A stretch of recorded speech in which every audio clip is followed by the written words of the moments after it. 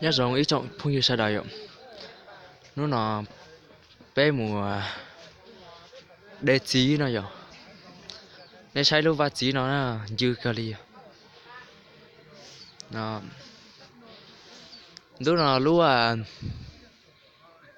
nào giờ cậu xa lúc ít lì trong ó chiếc cậu chua này vậy nó chí tao cả đi à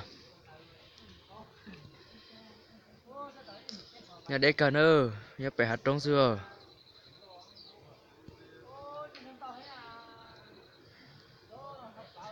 chí dư cả đi à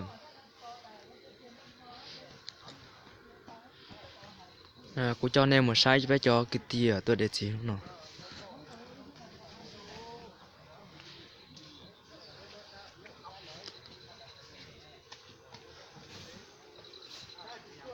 đây ạ cho nó cho gì á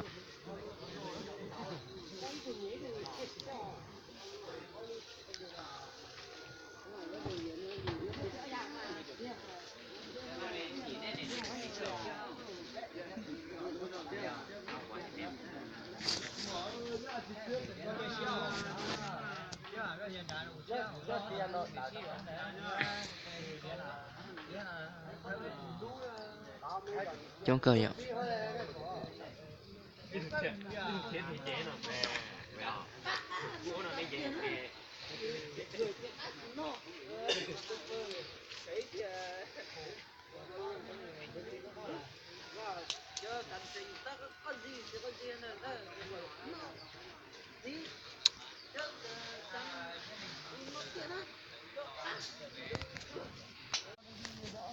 cái món đó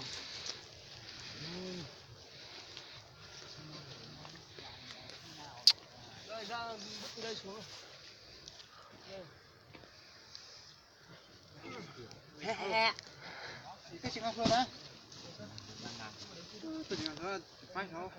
nhớ chỉ phải na này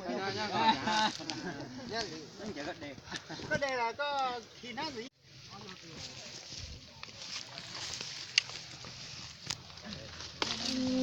chỉ nào mà các cờ nêu nào mà tiền nó chỉ một chút là nó lý đâu căn đấy à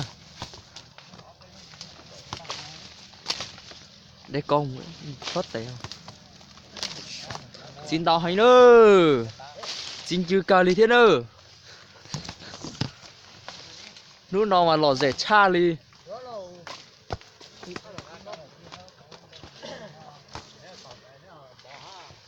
vì hành nhau bỏ tập cái thằng gì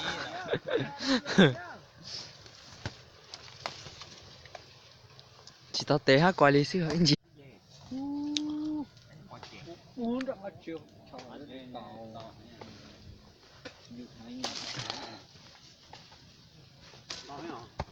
ủa cái này chỉ hai rồi hả chị á chị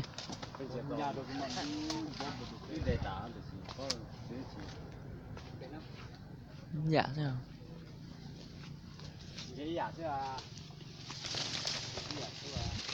ủa lo hay ít chạy tới tôi chỉ tả ha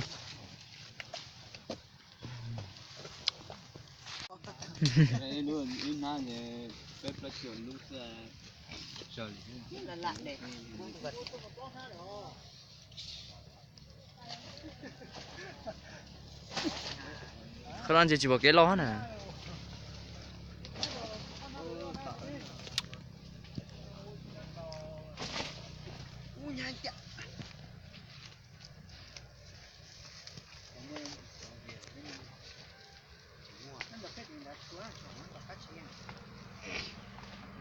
bữa gì xỉu 8 à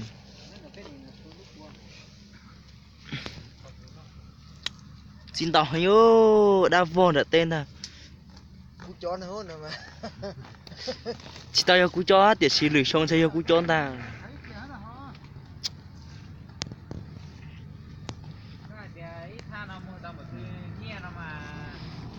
chất chi nào mà lúc chia nào mà ít lúc chỉ buộc chia nào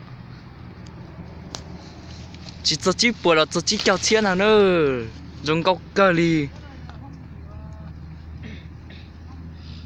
cho là thành phố mà chỉ ta bọn tao đi trà có báo lo tiền.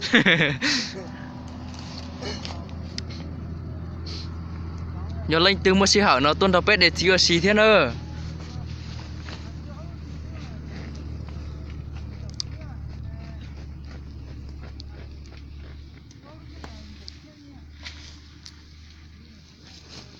Nó cho tao chứ. Hả? Tao trên đâu. Đâu. Lình à giờ vô đàn trâu một cái gì lình hơn. Đi kia rồi. Hả? Sao đòn tàu rồi sao nọ? Mới vô là.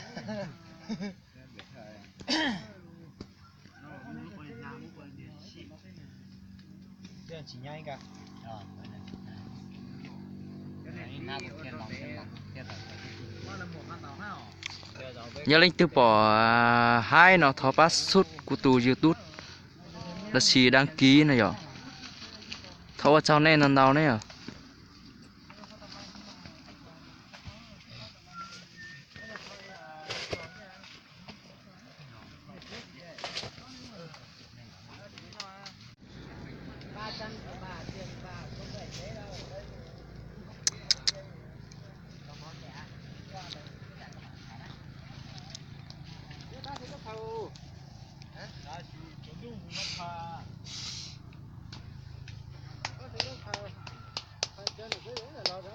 Nói chú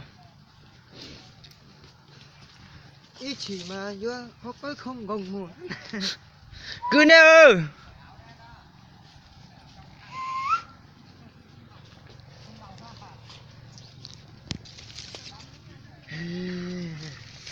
Cũng làm mua rồi má vậy yên giờ tới hay giờ tới nó mình đã Tí rồi sợ chết này bây giờ.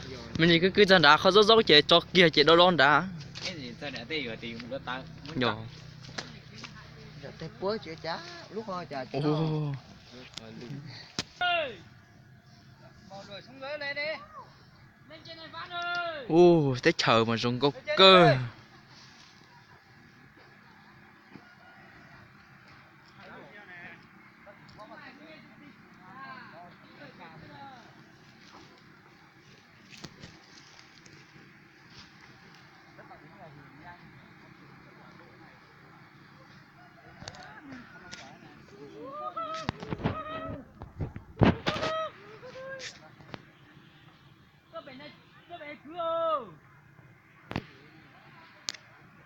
Tao hai tôi tiêu. Ô, này cho nên lâu mà không công áp ấy cho nên mẹ nó cháu mùn đồ. Hai người nâng đi, tao nói dễ.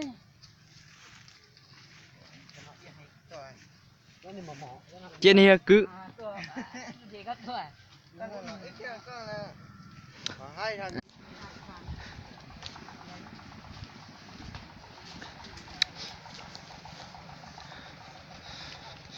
Nó thật sự.